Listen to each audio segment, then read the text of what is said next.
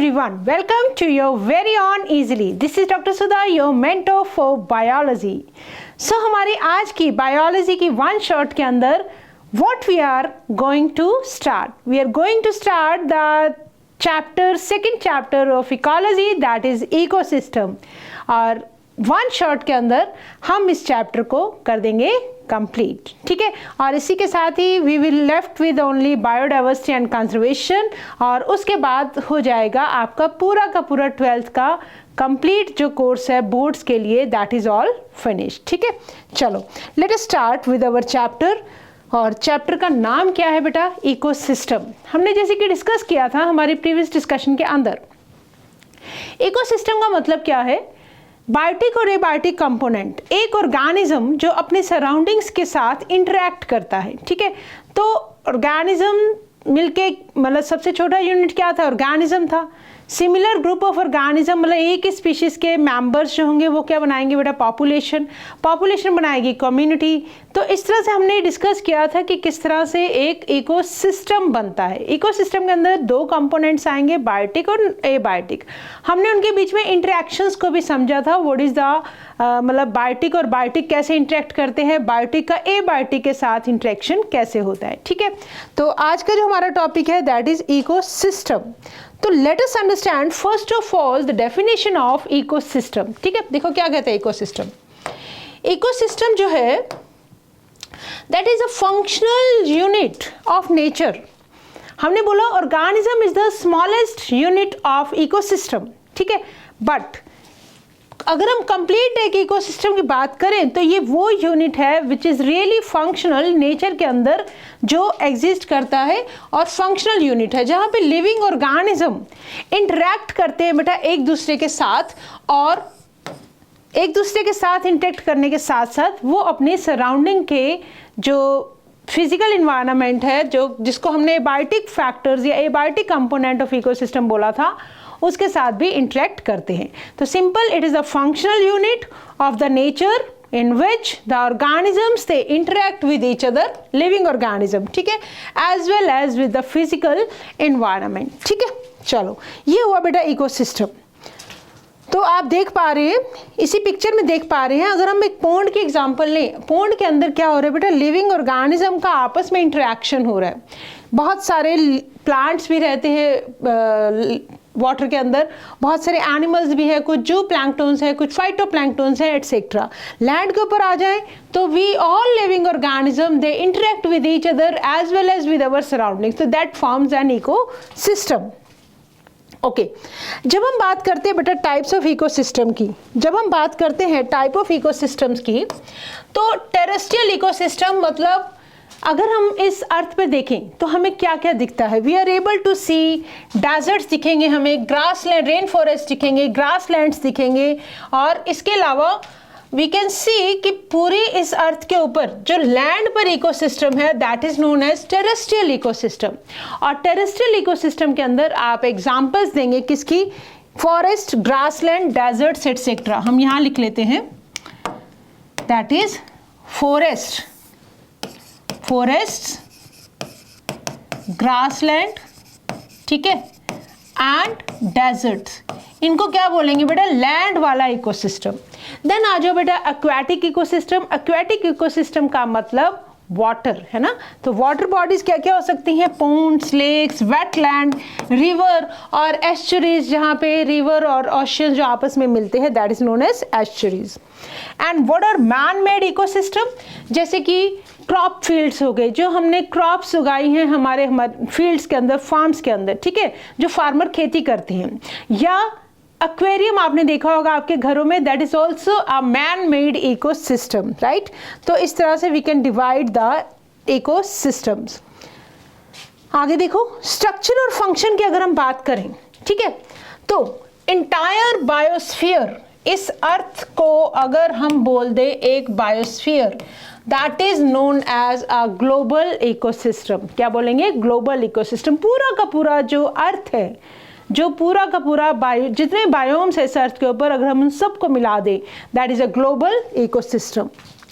एक इकोसिस्टम के already we have understood कितने कंपोनेंट्स होंगे बेटा, biotic as well as abiotic components, they all will interact and functions as one unit, ठीक है। Okay, vertical distribution of different species, अगर मैं बात करूं फॉर एग्जांपल लैंड के ऊपर बात करते हैं तो कुछ प्लांट्स ऐसे होते हैं बेटा जो ग्राउंड मतलब सिर्फ अर्थ के ऊपर ही रहते हैं, ठीक है। उसके ऊपर जब थोड़ा सा और ऊपर जाएंगे कुछ श्रब्स में कन्वर्ट हो जाएंगे, कुछ हर्ब्स बन जाएंगे, कुछ बड़े बड़े ट्रीज हो जाएंगे। तो आप देखेंगे डिफरेंट डिफरेंट लेयर्स दिख रही हैं आपको अर्थ के ऊपर या लैंड के ऊपर, ठीक है। उसको बोलते हैं बेटा लेयर। जब लेयरिफिकेशन हो जाए, लेयर्स बन जाए, तो that is known as stratification. क्या बोलेंगे? Stratification. Like if you see, अगर हम बॉटम के ऊपर बात करें तो there are some surface dwellers, छोटे छोटे ग्रास जैसे प्लांट्स होंगे, ठीक है। उसके बाद कुछ मीडियम हाइट्स के से प्लांट्स आ जाते हैं, दैट इज हर्ब्स आ गए जो ग्राउंड लेयर पर ही हैं। श्रब्स की बात करें तो थोड़ा सा और ऊपर चले जाएंगे, ठीक है। फिर कुछ ऐसे प्लांट्स होंगे जो अंडर स्टोरी लेयर में मतलब आ जाएंगे। सबसे टॉप वाली जो लेयर होगी बेटा दैट इज ट्रीज होंगी, और ट्रीज एक तरह से पूरी कैनोपी बना लेंगे और उसके नीचे बहुत सारे छोटे छोटे प्लांट्स भी रह रहे होंगे। तो आप देख पा रहे हैं बहुत इजीली आप इस पूरे जो इकोसिस्टम को आप डिफरेंट डिफरेंट लेयर्स के अंदर डिवाइड कर देते हैं। तो what is that known as vertical distribution है, like this, not horizontal, like this vertical distribution of different species जो different levels ऑक्यूपाई करते हैं एक इकोसिस्टम में, उसको बोलते हैं स्ट्रैटिफिकेशन। फॉर एग्जाम्पल हम एक फॉरेस्ट की बात कर रहे हैं, ठीक है। फॉरेस्ट के अंदर क्या है, ट्रीज ऑक्यूपाई करते हैं सबसे टॉप मोस्ट लेयर को, श्रब्स करते हैं सेकंड, और हर्ब्स एंड ग्रासेस ऑक्यूपाई करते हैं बॉटम लेयर्स को। तो इस तरह से क्या बना देते हैं, डिफरेंट डिफरेंट लेयर्स, और इनको क्या बोला जाता है बेटा, दैट इज स्ट्रैटिफिकेशन, ठीक है। ओके, आगे आओ। अब देखो, let us talk about the pond ecosystem. सबसे पहले पॉन्ड के इकोसिस्टम की बात करते हैं। दैट इज अ पॉन्ड क्या होता है बेटा, shallow simple self sustainable water body that exhibits all the basic components of an ecosystem. जो लेक्स हैं वो ज्यादा डेप्थ पे होती हैं, आपको पता होगा। जो पॉन्ड्स हैं they are at less depth. Lakes बहुत मतलब ज़्यादा वाटर बड़ी लेवल पे होती है, पॉन्ड्स जो होते हैं छोटे लेवल पे होते हैं। बट जो पॉन्ड है अपने आप में एक सेल्फ सस्टेनेबल, अपने आप को मेंटेन रखने वाला इकोसिस्टम है, राइट। इसके देखो एबायोटिक कंपोनेंट क्या होंगे पॉन्ड इकोसिस्टम के अंदर, that is water and soil deposits, right. That is abiotic component क्या होगा, वाटर होगी, सॉइल होगी, ठीक है। Okay, climatic conditions, solar energy कितनी पहुंच रही है, सन की लाइट कितनी पहुंच रही है, सोलर अपना कितना इनपुट डाल रहा है, cycle of temperature, day length etcetera. Autotrophic component इसके हो जाएंगे बेटा कुछ फाइटोप्लैंक्टन, कुछ ऐसे छोटे छोटे प्लांट्स जो इस वाटर बॉडी के ऊपर फ्लोट करते हैं, ठीक है। Some algae and the floating submerged and marginal plants, ठीक है। फाइटोप्लैंक्टन हो गए, कुछ एल्गी हो गई, कुछ फ्लोटिंग सबमर्ज्ड और मार्जिनल प्लांट्स हो गए, right. Okay, consumers that is heterotrophs, phytoplanktons या जो भी एक्वेटिक प्लांट्स हैं उनके ऊपर उनको कंज्यूम करने वाले कंज्यूमर दैट इज जू plankton, free swimming and water dwelling forms. और इसके अलावा क्या होगा, कुछ decomposers, fungi, bacteria and flagellates, ठीक है। हमने डिस्कस किया था बेटा सबसे पहले किसी भी जगह पर क्या आते हैं, प्लांट्स आते हैं। जैसे प्लांट्स आएंगे उसके अकॉर्डिंग एनिमल्स आने शुरू होंगे, ठीक है। एनिमल्स और प्लांट्स के अकॉर्डिंगली क्या आएंगे बेटा, माइक्रोब्स आएंगे। तो किसी भी इकोसिस्टम का जो बायोटिक कंपोनेंट है that is formed by plants, animals and microbes. और abiotic component you know very well, pond के अंदर क्या हो जाएगा, water and soil. Okay, after that let us check Ponds perform all the function of an ecosystem. Pond एक ecosystem के सब functions को परफॉर्म करता है। फॉर एग्जाम्पल जो ऑटोट्रॉफ्स हैं वो क्या करते हैं बेटा, कन्वर्ट करते हैं जो इनऑर्गेनिक मटेरियल है, दैट इज फोटोसिंथेसिस करेंगे ना, इनऑर्गेनिक मटेरियल को कन्वर्ट कर देंगे किसके अंदर, ऑर्गेनिक मटेरियल में। क्या यूज करके, सोलर रेडिएंट एनर्जी को यूज करके, ठीक है। हेट्रोट्रॉफ्स क्या करेंगे बेटा, कंज्यूम करेंगे ऑटोट्रॉफ्स को। ऑटोट्रॉफ्स ने क्या किया, ऑर्गेनिक सब्सटेंसेस बनाए, ठीक है, दैट इज फोटोसिंथेसिस किया। हेटेरोट्रॉफ्स क्या करेंगे, ऑर्गेनिक मैटर मतलब उसको प्लांट्स को कंज्यूम करेंगे, प्रोड्यूसर ऑटोट्रॉफ्स को। डिकम्पोजिशन और मिनरलाइजेशन, जो भी डेड मैटर हो जाएगा, जो भी डेड प्लांट्स एंड एनिमल्स होंगे उनको रिलीज कर दिया जाएगा सॉइल के अंदर, या डिकम्पोजिशन से जो भी ऑर्गेनिक मटेरियल को सिंपल सब्सटेंसेस के अंदर जब कन्वर्ट किया जाएगा तो वो जो मिनरल्स हैं या वट एवर द सब्सटेंसेस वो सारे कहाँ हो जाएंगे बेटा, फिर से उसी सॉइल के अंदर मिक्स हो जाएंगे, जिसको फिर से रीयूज कौन कर लेगा, प्लांट्स, राइट। ओके, आगे देखो, एक इकोसिस्टम के कौन कौन से बेसिक कंपोनेंट्स हो सकते हैं, क्या क्या हो सकते हैं बेटा, प्रोडक्टिविटी मतलब प्रोड्यूसर्स, डिकम्पोजिशन से फिर क्या होगा, एनर्जी का फ्लो करेगा, और न्यूट्रिएंट्स की क्या होगी, साइक्लिंग्स चलती रहेगी। तो ये एक तरह से बेसिक कंपोनेंट्स एक इकोसिस्टम के अंदर क्या क्या होता है, प्रोड्यूसर्स प्रोडक्शन करेंगे, ठीक है, उनको कंज्यूम कर लेंगे कंज्यूमर्स, डिकम्पोजर्स क्या करेंगे, डिकम्पोजिशन करेंगे डेड ऑर्गेनिक मैटर का, देन मतलब हम देखेंगे एनर्जी फ्लो कैसे होता है, और उसके बाद जो न्यूट्रिएंट साइक्लिंग है वो कैसे चलती है। For example what are these are producers, ठीक है, डिकम्पोजर्स ने डेड प्लांट्स को डिकम्पोज किया, हर्बीवोरस ने इन प्रोड्यूसर्स को खाया मतलब कंज्यूमर्स हुए, और सारा जो डिकम्पोजिशन से ऑर्गेनिक मैटर को कन्वर्ट कर दिया जाएगा into simpler substances that is mixed into soil, और उसी सॉइल को दोबारा से क्या यूज कर लेते हैं, प्लांट्स, तो न्यूट्रिएंट्स की साइक्लिंग चलती रहती है, ठीक है। चलो, तो सबसे पहले बेटा हम डिस्कस करते हैं सबसे पहला कंपोनेंट दैट इज प्रोडक्टिविटी। कौन, प्रोडक्टिविटी का मतलब समथिंग प्रोड्यूस करना, तो हमारे पास प्रोड्यूसर्स कौन है, वी हैव प्लांट्स, ठीक है, solar energy is the basic requirement for an ecosystem. अगर एक इकोसिस्टम को काम करना है तो उसके लिए सबसे पहले क्या चाहिए बेटा, सोलर एनर्जी, और इसी सोलर एनर्जी को यूज करके ही तो प्रोड्यूसर्स क्या करेंगे, प्रोड्यूस करेंगे, ठीक है। Amount of biomass, what is biomass, weight of living things है ना, that is organic matter. Living beings के अंदर क्या है बेटा, ऑर्गेनिक मैटर है, तो जितना भी living matter that is biomass है, दैट इज ऑर्गेनिक मैटर है, produced per unit area over a time period by plants during photosynthesis, उसको क्या बोलते हैं, प्राइमरी प्रोडक्शन। क्या बोलते हैं, प्राइमरी प्रोडक्शन। ध्यान से सुनोगे, what is primary production, definition क्या बोलोगे, amount of biomass, that means amount of organic matter produced per unit area over a period of time by plants during photosynthesis is known as primary productivity। और इसको हम express करते हैं बेटा wait के अंदर, ठीक है, वेट ग्राम्स -2, और एनर्जी की फॉर्म में करेंगे तो किलो कैलोरी पर स्क्वायर मीटर, ठीक है, दैट इज प्राइमरी प्रोडक्टिविटी। आगे देखो, हाँ, the rate of biomass production को बोलते हैं प्रोडक्टिविटी, कितना किस रेट पे बायोमास को प्रोड्यूस किया गया, that is known as productivity. इसको कैसे एक्सप्रेस किया, अगर आप एनर्जी की फॉर्म में देखेंगे तो किलो कैलोरीज पर स्क्वायर मीटर पर ईयर, ठीक है, और अगर जी पर ग्राम स्क्वायर लिखते हो, it is divided into gross primary productivity. Productivity कितने टाइप की होगी बेटा, gross primary productivity and net primary productivity. ये क्या है, what is gross primary productivity and what is net primary productivity, ठीक है।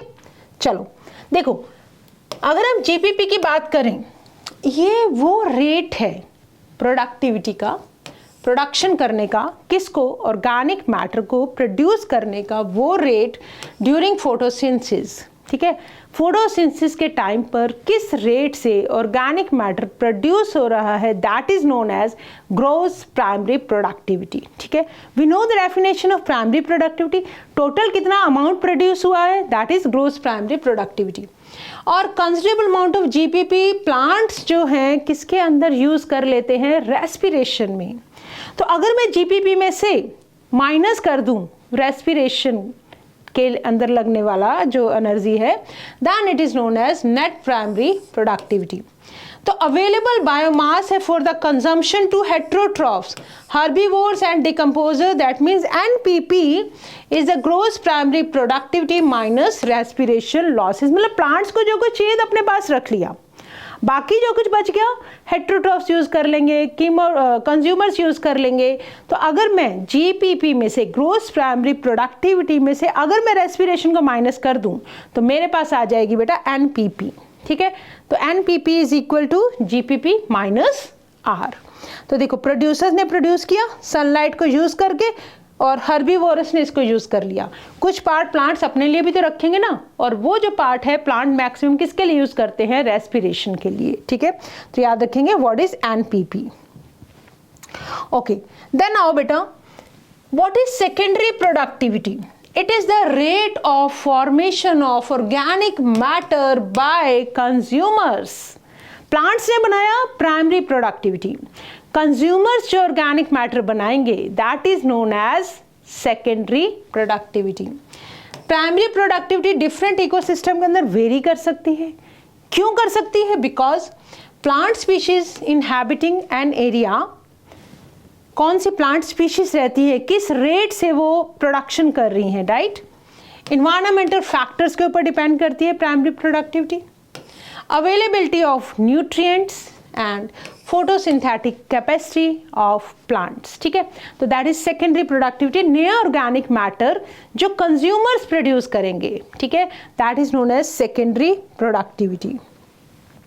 ओके, आगे देखो, एनुअल नेट प्राइमरी प्रोडक्टिविटी पूरे बायोस्फीयर की अगर हम बात करें, earth is a big biosphere, that is about 170 billion tons, that is dry weight. What do you mean by dry weight? किसी भी ऑर्गेनिज्म का जो फ्रेश वेट होता है उसमें से बेटा वाटर रिमूव कर दो तो जो बाकी बच जाता है दैट इज ड्राई वेट। ठीक है, of an organic matter. Of this, despite occupying 70% of the surface, the productivity of ocean is 55 billion tons. क्योंकि हमें पता है जो oceans हैं सारे इस बायोस्फीयर का almost about 70% of the surface occupy कर रहे हैं, बट जो प्रोडक्टिविटी है उनकी सिर्फ 55 बिलियन टन्स है। तो प्रोडक्टिविटी समझने के बाद let us understand now decomposition. ठीक है, व्हाट इज डिकम्पोजिशन? क्या मतलब समझते हैं बेटा, कौन करता है डिकम्पोजिशन? डिकम्पोज करना, कॉम्प्लेक्स ऑर्गेनिक सब्सटेंसेस को सिंपलर सब्सटेंसेस के अंदर कन्वर्ट करना, दैट इज डिकम्पोजिशन।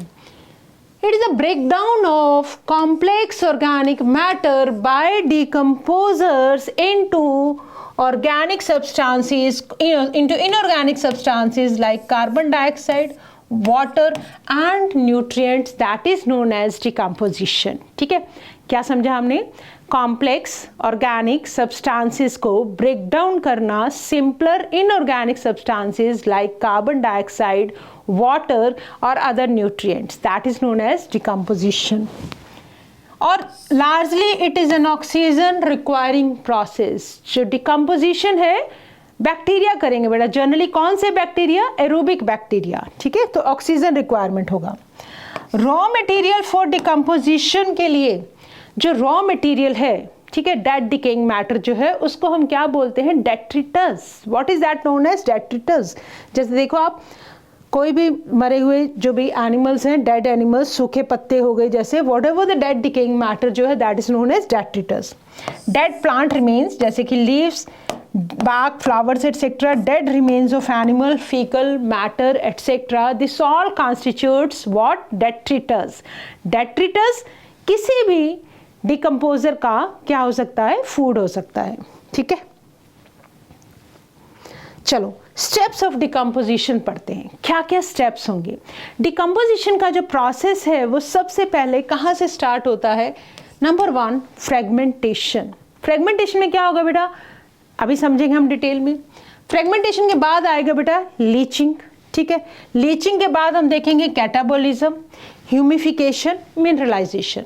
तो आपको बिल्कुल सीरियल से इन सारे स्टेप्स को याद रखना है। क्या है वो step? Number 1 fragmentation, number 2 leaching, number 3 catabolism, humification, mineralization. क्या बोला हमने? First fragmentation, then leaching, then then catabolism, then humification, then mineralization. ठीक है, ओके। क्या होता है बेटा ये सारे स्टेप्स? Let us understand. सबसे पहले समझते हैं बेटा फ्रेगमेंटेशन। वर्ड को पकड़ो। फ्रेगमेंट्स मतलब हमें स्मॉल स्मॉल पार्ट्स के अंदर किसी भी सब्सटेंस को अगर हम ब्रेक कर दें, that is known as fragmentation, right? Okay. Breakdown of detritus. अब हमारे पास यहाँ पे वो जो रॉ मटेरियल है, what is that? That is detritus. तो हमने क्या किया? डेट्रिटस को बेटा स्मॉलर पार्टिकल्स के अंदर ब्रेक कर दिया by detritivores, that is earthworm. For example earthworm हो सकता है जो क्या करता है, सॉइल के अंदर जो ऑर्गेनिक मैटर प्रेजेंट है या जो डेट्रिटस प्रेजेंट है उसको छोटे छोटे पार्ट्स के अंदर डिवाइड कर देगा। छोटे छोटे पार्ट्स के अंदर डिवाइड करने का नाम ही तो क्या है? फ्रेगमेंटेशन। फॉर एग्जाम्पल अर्थवर्म एक हमने एग्जाम्पल लिया, राइट? देखो क्या करेगा, सॉइल के अंदर बरो करता जाएगा और ब्रेक डाउन करता जाएगा, that is a big decomposers. For farmers, friend of farmer हम छोटी क्लासेस से पढ़ते आ रहे हैं। ठीक है, ओके। उसके बाद क्या होगा बेटा? Leaching. Try to understand the meaning of leaching. Water soluble जो इनऑर्गेनिक न्यूट्रिएंट्स है, मतलब हमने क्या किया, कॉम्प्लेक्स ऑर्गेनिक सब्सटेंसेस को जैसे कि डेट्रिटस के अंदर से हमने ब्रेक डाउन किया, हमने नहीं, डिकम्पोजर्स ने किसके अंदर ब्रेक डाउन कर दिया बेटा? इनऑर्गेनिक सिंपलर सब्सटेंसेस के अंदर। ठीक है, अब उनमें से जो वाटर सॉल्युबल इनऑर्गेनिक सब्सटेंसेस है वो क्या करेंगे? That will go down into the soil horizon, नीचे जाएंगे और प्रेसिपिटेट करना शुरू कर देंगे एंड एज अनअवेलेबल सॉल्ट्स, वो सॉल्ट्स बन जाएंगे जो अवेलेबल नहीं होते हैं सॉइल को ना। देखो लीचिंग में क्या हुआ बेटा, जो इनऑर्गेनिक सब्सटेंसेस है वाटर के अंदर डिसॉल्व होके बहुत डीपर लेयर्स में चले गए और वहां जाके क्या हो गए बेटा? एक्यूमुलेट हो गए। ठीक है, वहां जाके जब एक्यूमुलेट हो गए तो इन्होंने क्या बना दिया? That is unavailable salt. So this is known as leaching. What is known as? Leaching. Then catabolism, meaning आप समझते हो कैटाबोलिज्म का? ब्रेक डाउन करना है, डिग्रेडेशन करना है, किसका?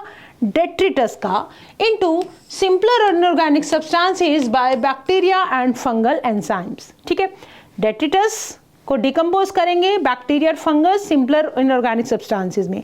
कुछ इनऑर्गेनिक सॉल्ट्स क्या हुए बेटा? जो वाटर के अंदर डिसॉल्व हो गए, कहाँ पहुंच गए? वो नीचे वाले लेयर्स में, and they are present as unavailable salt. Catabolism क्या है? अब है वही डिग्रेडेशन ही, किसका? डेट्रिटस का। कौन करेगा? बैक्टीरिया एंड फंजाई जैसे डिकम्पोजर्स। फ्रेगमेंटेशन, लीचिंग और कैटाबोलिज्म तीनों चीजें एक साथ चलती हैं। ठीक है, कैटाबोलिज्म, लीचिंग और फ्रेगमेंटेशन कौन कर रहा है बेटा? डिकम्पोजर्स। ठीक है, तो आप ये देख सकते हैं, देखो फंगस जैसे हमने देखा है कहाँ आती है? डेड डिकेइंग ऑर्गेनिक मैटर पे। तो साथ ही साथ डिकम्पोजिशन चलता है, साथ ही साथ मतलब पूरा लीचिंग, फ्रेगमेंटेशन और कैटाबोलिज्म का प्रोसेस एक साथ चलता रहता है। फिर देखो क्या होता है? ह्यूमिफिकेशन। ह्यूमस का बनना is humification. Accumulation of humus. What humus is? आपने पक्का से वो सॉइल वाले टेक्सचर के एक्सपेरिमेंट किए होंगे। जब आप कहीं से सॉइल को लाकर वाटर के अंदर जब डिसॉल्व कर देते हो तो जो ऊपर ब्लैक ब्लैक से कुछ पार्टिकल्स तैरते आपको दिखते हैं, what is that? That is humus. तो dark amorphous substance in soil. Humus is resistant to microbial action. Humus के ऊपर माइक्रोब्स का कोई भी इफेक्ट नहीं होता है, so they decomposes very slowly. ठीक है, तो ह्यूमस जल्दी से डिकम्पोज नहीं होगा। Being colloidal in nature, it serves as a reservoir of nutrients. Being colloidal in nature क्या है? ये न्यूट्रिएंट्स का रिजर्वायर है, राइट? तो इस तरह से आप ये देख रहे हैं, जो अर्थवर्म की डिकम्पोजिशन करने से ऊपर ऊपर एक जो ब्लैक ब्लैक सी जो आपको लेयर दिखती है, what is that? That is humus. तो ह्यूमिफिकेशन हो गया। Humification is very important to increase the fertility of soil. Then बेटा मिनरलाइजेशन। अब क्या होगा?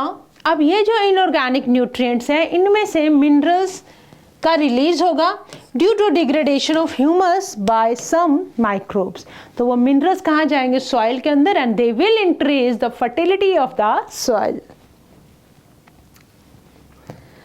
ओके, अगर हम पूरा एक डायग्रामेटिक रिप्रेजेंटेशन देखें decomposition cycle in on a terrestrial ecosystem में, ठीक है, दैट इज, देखो a tree grows in the soil. Simple, मान लो इसका कोई लीफ जो है वो फॉल कर गया और ग्राउंड पे आ गया। ठीक है, कुछ एक को तो बेटा इंसेक्ट्स ने खा लिया और कुछ को एनिमल्स ने खा लिया, एक पत्ता तो गिरेगा नहीं, बहुत सारे पत्ते गिरते रहते हैं, यू नो वेरी वेल, ठीक है। और अदर एनिमल, न्यूट्रिएंट और एनर्जी जो उनमें से निकलेगी वो कहाँ एंटर हो जाएगी बेटा, फूड वेब में। कुछ इंसेक्ट खा लेंगे, एनर्जी ले लेंगे, कुछ वो आगे ट्रांसफर कर देंगे, ठीक है। कुछ को इंसेक्ट ने फीड कर लिया। और क्या हुआ, कुछ को लीव्स को पार्शली यूज कर दिया बेटा डिकम्पोजर्स ने, such as fungi and bacteria में, और they begin to lose form and become litter, ठीक है। तो मतलब फंजाई जब बैक्टीरिया आ जाएंगे तो जो भी डेड डिकेइंग ऑर्गेनिक मैटर है, जब उसको फंगस आ जाएगी तो वो उसको क्या कर देंगे, डिकम्पोज कर देंगे। और कुछ न्यूट्रिएंट्स कहाँ चले गए बेटा, केमिकल एक्शन से सॉइल की डीपर लेयर्स में चले गए, तो ये बन गई बेटा ऑर्गेनिक रिच सॉइल, राइट। अच्छा, अब जब बैक्टीरिया और फंजाई ने इस मैटर को डिकम्पोज किया तो फर्दर जो डिकम्पोजिशन है वो कौन कर देगा, अर्थवर्म जैसे ऑर्गेनिज्म, ठीक है, bacteria, soil, mites, fungi etcetera. और कुछ उस डेड डिकेइंग मैटर में जो न्यूट्रिएंट्स कहाँ चले गए, सॉइल के अंदर, तो सॉइल क्या बन गई बेटा, ऑर्गेनिक रिच बन गई। तो अब इस ऑर्गेनिक रिच सॉइल को कौन यूज़ कर लेगा, फिर से प्लांट्स ग्रो करके क्या बन जाएंगे, ट्री बन जाएंगे। बेसिकली साइकिल चलता रहता है, ठीक है। तो डिकम्पोजिशन का प्रोसेस, पहला प्रोसेस क्या हुआ बेटा, फ्रेगमेंटेशन, है ना, देखो छोटे पार्ट्स में डिवाइड किया, फ्रेगमेंटेशन। फिर क्या हुआ, साथ ही साथ हमने पढ़ा leaching, this is leaching, fragmentation, और साथ ही साथ इसके अंदर क्या हुआ, कैटाबोलिज्म। तो तीनों साइमल्टेनियसली चलते हैं। कुछ जो सॉइल के अंदर जैसी फर्टिलिटी इंक्रीज होगी, प्लांट्स उसको फिर से यूज करके क्या कर देंगे, बड़े ट्री बन के दे विल एक्ट एज, मतलब ग्रोथ अच्छी हो जाएगी क्रॉप्स की या प्लांट्स की, ओके। फैक्टर्स इन्फ्लुएंसिंग डिकम्पोजिशन, कौन कौन से ऐसे फैक्टर्स हैं जिसकी वजह से डिकम्पोजिशन इफेक्ट हो सकता है। केमिकल कंपोजिशन क्या है बेटा, डेट्रिटस की, जो रॉ मटेरियल है, डेड डिकेइंग ऑर्गेनिक मैटर है, उसके अंदर क्या क्या प्रेजेंट है। अगर डेट्रिटस के अंदर लिग्निन और काइटिन जैसे सब्सटेंसेस हैं, लिग्निन एंड काइटिन हमने पढ़ा हुआ है, दैट दे आर द, मतलब इनको जल्दी से डिकम्पोज करना इजी नहीं होता है, right. It is quicker if detritus rich हो, किसके अंदर, नाइट्रोजन के अंदर रिच हो, या water soluble substances like sugars के अंदर रिच हो। अगर न्यूट्रिएंट्स और शुगर है तब तो बेटा डिकम्पोजिशन हो जाएगा इजिली, बट अगर लिग्निन और काइटिन आ गया तो उसको डिकम्पोज करना बहुत मुश्किल होगा। कुछ क्लाइमेटिक फैक्टर्स भी हैं, जैसे कि टेम्परेचर कैसा है, मॉइस्चर कैसा है। वार्म और मॉइस्ट एनवायरनमेंट, हमें पता है कि जो फंगस या जो भी माइक्रोब्स हैं, they prefer the humid atmosphere, that is temperature भी हाई हो और मॉइस्चर भी होना चाहिए। लो टेम्परेचर और एनारोबियोसिस इनहिबिट्स डिकम्पोजिशन, जिसकी वजह से क्या होगा, ऑर्गेनिक मटेरियल बिल्डअप होना शुरू हो जाएगा, ठीक है। तो यू कैन सी लिग्निन और काइटिन को डिकम्पोज करना is very tough, but sugar और नाइट्रोजन को डिकम्पोज करना is very easy. Warm and humid atmosphere मिलेगा तो डिकम्पोजिशन इजिली हो जाएगा, ठीक है, ओके। अब उसके बाद हम आते हैं बेटा नेक्स्ट कंपोनेंट इकोसिस्टम का, दैट इज एनर्जी फ्लो। किस तरह से जो एनर्जी है वो एक ऑर्गेनिज्म से दूसरे ऑर्गेनिज्म के अंदर फ्लो करती है, ओके। देखो हमें पता है कि बेटा सन जो है, sun is the ultimate source of energy, only source of energy है किसी भी इकोसिस्टम के लिए, एक्सेप्ट कुछ सी हाइड्रोथर्मल इकोसिस्टम्स को अगर हम छोड़ दें तो सन क्या है, that is the ultimate source of energy, सबको एनर्जी देने वाला। Of the incident solar radiation, जितनी भी रेडिएशन सन की अर्थ के ऊपर गिर रही हैं उनमें से 50% से भी कम, less than 50% is photosynthetic active radiation, जिसको हम बोलते हैं पार। क्या बोलते हैं, पार, फोटोसिंथेटिक एक्टिव रेडिएशन, मतलब वो रेडिएशन जिनके अंदर फोटोसिंथेसिस हो सकता है। We have already understood that visible spectrum के जो लाइट है 390 से लेके 700 नैनोमीटर के बीच में, मतलब 400-700 मान लो राउंड फिगर करके, उससे 400 से नीचे वाली अल्ट्रावायलेट है ना, और 700 से ऊपर वाली इंफ्रारेड। तो फोटो एक्टिव के लिए कौन सा होगा बेटा, सिर्फ 400 to 700 नैनोमीटर वाली जो लाइट है, दैट इज पार, ठीक है। Plants and photosynthetic and chemosynthetic bacteria, कुछ ऐसे बैक्टीरिया हैं जो कीमोसिंथेसिस करते हैं, कुछ फोटोसिंथेसिस करते हैं। ये क्या करते हैं बेटा, इस सोलर एनर्जी को फिक्स करते हैं to make food, right? This thing we know very well. आगे आ जाओ. Plants they capture only 2 to 10% of the power. पूरी जो रेडिएशन है लेस देन हमने बोला 50% जो सोलर रेडिएशन है that is in the region of power, और उसका भी सिर्फ 1 या 2% ही प्लांट यूज करते हैं बेटा, 2 से 10%. To this energy sustains the entire living world. देखो कितना कम पार्ट हम यूज कर रहे हैं, राइट? इकोसिस्टम जो है वो ओबे करता है second law of thermodynamics and they need a constant supply of energy to synthesize these organic molecules. It helps to counteract the entropy. ठीक है, देखो अब आ जाओ बेटा प्रोड्यूसर्स. कौन यूज कर रहे हैं सनलाइट को? Producers. Producers can be plants, can be क्या होते ही प्लांट्स हैं. ये वो ऑर्गेनिजम्स हैं जो सिंथेसाइज करते हैं फूड को. किसी भी टेरेस्ट्रियल इकोसिस्टम के अंदर मेजर जो प्रोड्यूसर्स होंगे वो हर्बेशियस और वुडी plants होंगे, herbaceous and woody plants. Primary producers in an ecosystem are phytoplankton, algae and higher plants. Aquatic ecosystem की बात करें, मैंने आपको बोला जैसा जैसा इकोसिस्टम होगा, जैसे जैसे एटमॉस्फेयर मिलेगा उसी तरह के वहाँ पे प्लांट्स ग्रो करेंगी. अगर हम बात करें एक एक्वाटिक इकोसिस्टम की तो वहाँ पर कौन होगा बेटा? फाइटोप्लैंक्टन, कुछ तैरने छोटे छोटे प्लांट्स होंगे, एल्गी मिल जाएगी और हायर प्लांट्स. और जो एनर्जी सोलर एनर्जी को जो ट्रैप किया है प्रोड्यूसर्स में उसको वो कहाँ पास कर देंगे? आगे कंज्यूमर्स को. ठीक है, तो ऐसे आगे आगे एनर्जी का ट्रांसफर होता रहता है.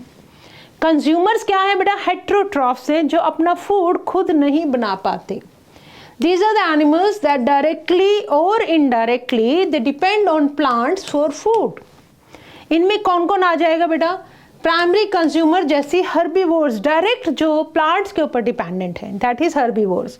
Feed on plants, for example insects हो गए, कुछ बर्ड्स हो गए, मैमल्स हो गए, मोलस्क्स एटसेट्रा. सेकेंडरी कंज्यूमर्स क्या होंगे बेटा?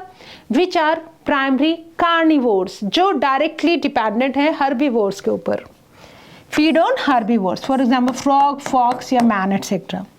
टर्शरी कंज्यूमर्स क्या होंगे बेटा?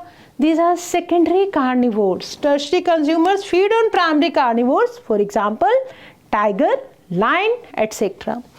तो you can see here producers grass. किसने फीड किया बेटा? ग्रास होपर, प्राइमरी कंज्यूमर हो गया. ग्रास होपर को किसने ईट किया? फ्रॉग ने, सेकेंडरी कंज्यूमर. फिर स्नेक ने खा लिया फ्रॉग को, टर्शरी कंज्यूमर. देन हॉक ने स्नेक को खा लिया, सबसे टॉप वाला कंज्यूमर. ठीक है, और फिर जब इसकी डेथ हो गई तो इसको डिकम्पोज कर दिया बैक्टीरिया एंड फंजाई ने, और फिर वही साइकिल शुरू हो गया कि जो डेड डिकेइंग ऑर्गेनिक मैटर है सॉइल के अंदर डिकम्पोज होकर फिर से प्लांट्स यूज कर लेते हैं. ठीक है, चलो आगे आओ. हाँ, अगर हम इस एनर्जी फ्लो की बात करें तो इसके अकॉर्डिंग हमारे पास बेटा बनती है फूड चेन्स. ठीक है, तो चेन ऑफ फीडिंग रिलेशनशिप, आपस में कौन किसको खा रहा है उसके बेसिस पे different organism, feeding relationship between different organism, उस चेन को हमने क्या बोला? Food chain. ठीक है, and food chain is of 2 types. कितने टाइप्स की? 2 टाइप्स की. एक तो होती है बेटा grazing food chain, one is grazing food chain, और दूसरी है detritus food chain. Grazing food chain और डेट्रिटस फूड चेन, 2 तरह की फूड चेन आपको याद रखनी है. And what is grazing food chain? Grazing food chain, primary consumer feeds on living plants. Primary consumers directly किसके ऊपर फीड करते हैं बेटा? प्लांट्स के ऊपर. फॉर एग्जाम्पल ग्रास है, what is that? Producer. Grass को कौन खाएगा बेटा? गॉट खा लेगी, डियर खा लेंगे, that is primary consumers. Ultimately got को या डियर को फॉर एग्जांपल मैन ने कंज्यूम कर लिया, that is secondary consumer. This is grazing food chain. Start कहाँ से होती है? ग्रास या प्रोड्यूसर से. ठीक है, ग्रेजिंग फूड चेन देखो, लीव्स क्या है? कैबेज फॉर एग्जांपल, किसने खा लिया बेटा? कैटरपिलर ने, primary consumer. Then eaten by any other large animal, that is secondary consumer. तो ये जो चेन है grazing food chain always start with producers. और डेट्रिटस फूड चेन में प्राइमरी कंज्यूमर जो है they feed on the dead decaying organic matter, जिसको हमने क्या बोला, detritus, that is known as detritus. और जो डेथ है वो बिगिनिंग है DFS की, डेट्रिटस फूड चेन की। भाई जब कोई डेड होगा तभी तो वो डेट्रिटस बनेगा, है ना, तभी तो वो रॉ मटेरियल बनेगा, किसके लिए, डिकम्पोजिशन के लिए। तो डेट्रिटस से स्टार्ट होने वाली फूड चेन को हम बोलेंगे डेट्रिटस फूड चेन। जब कोई ऑर्गेनिज्म की डेथ हो जाएगी वहाँ से डेट्रिटस फूड चेन स्टार्ट होगी। जैसे डेड लीव्स को किसने खाया, वुड लाउस ने, ईटन बाय ब्लैक बर्ड, ये क्या है, डेट्रिटस फूड चेन। ठीक है, तो दो तरह की फूड चेन हमने स्टडी की, राइट। तो अब देखो इस फूड चेन में जो फीडिंग रिलेशनशिप है उनके बीच में एनर्जी का ट्रांसफर कैसे होता है। Detritus is made up of decomposers. Detritus का मतलब decomposer, that is saprotrophs such as fungi and bacteria. They secrete digestive enzymes that break down. Detritus के अंदर क्या होगा बेटा, fungi and bacteria made up of decomposers. Detritus is made up of decomposers, that is saprotroph. Fungi और bacteria ने dead decaying organic matter को decompose किया, break down करेंगे detritus food chain, that break down detritus into simple or inorganic materials which are absorbed by them। कौन use करेगा, fungi bacteria पहले break down करेंगे फिर उसको यूज करेंगे, and thus they get energy and nutrients। ठीक है, ओके। तो देखो सुडोमोनास डिकम्पोजर बैक्टीरियम, मशरूम क्या है, डिकम्पोजर फंगस है, decomposing fruits due to fungus की वजह से। अब फंगस और बैक्टीरिया ने इसको डिकम्पोज करना शुरू कर दिया। तो देखो एनर्जी का फ्लो कैसे होगा। In an aquatic system grazing food chain is the major conduit for energy flow. ठीक है, सबसे ज़्यादा जो एनर्जी आएगी that is from the grazing food chain. Terrestrial ecosystem के अंदर हम बात करें, a much amount of energy flows through the detritus food chain than through the GFC grazing food chain के बजाय टेरेस्ट्रियल इकोसिस्टम में जो एनर्जी का फ्लो ज़्यादा किसके थ्रू होता है बेटा, डेट्रिटस फूड चेन के through then through grazing food chain. Major जो कंड्यूट है एनर्जी फ्लो का दैट इज एक्वेटिक इकोसिस्टम के अंदर कौन है, grazing food chain. Terrestrial ecosystem के अंदर डेट्रिटस फूड चेन। ठीक है, डेट्रिटस फूड चेन में be connected with grazing food chain at some levels. कुछ ऑर्गेनिज्म जो डेट्रिटस फूड चेन के हैं दीज आर प्रे होते हैं, किसके लिए, ग्रेजिंग फूड चेन के ऑर्गेनिजम्स के लिए। Animals like cockroaches, crows, humans etcetera are omnivores, जो दोनों को खाते हैं, हर्बीवोर्स भी हैं, कार्निवोर्स भी हैं। Such interconnection of food chains are called food webs. ध्यान से देखना इस चीज़ को, अगर मैं बहुत सारी फूड चेन्स को मिला दूं तो क्या बनेगा, फूड वेब। देखो जैसे for example let us start from a flowering plant. ठीक है, और इधर मान लो हमारे पास कॉर्न है और इधर मान लो हमारे पास एक और प्लांट है या ये मैंगोज है। ठीक है, इन सब को यूज़ किया, मान लो इधर खाया ग्रास होपर ने, इस प्लांट को खाया बटरफ्लाई ने, लेवेंडर्स को भी खाया बटरफ्लाई ने, मैंगोज को खा लिया बेटा फ्रूट फ्लाइज ने। ठीक है, ग्रास होपर अब किसका खाना बन गया, रैट का। ग्रास होपर किसका फूड बन सकता है, फ्रॉग का भी फूड बन सकता है। ठीक है, ऐसे बटरफ्लाई भी फ्रॉग का फूड भी बन सकती है, राइट। ओके, फ्रॉग को किसने खा लिया बेटा, पाइथन ने। रैट को भी पाइथन खा सकता है, राइट। रैट किसका फूड हो सकता है, ईगल का। रैट किसका फूड हो सकता है, वुल्फ का।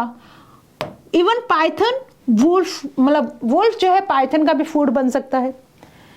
वुल्फ देन यहां से देखो बहुत सारे बेटा इंटरकनेक्शंस है, फ्रॉग को ईगल भी खा सकता है, और जो फ्रूट फ्लाई को खाने वाला थ्रश ये ईगल का भी फूड बन सकता है, राइट।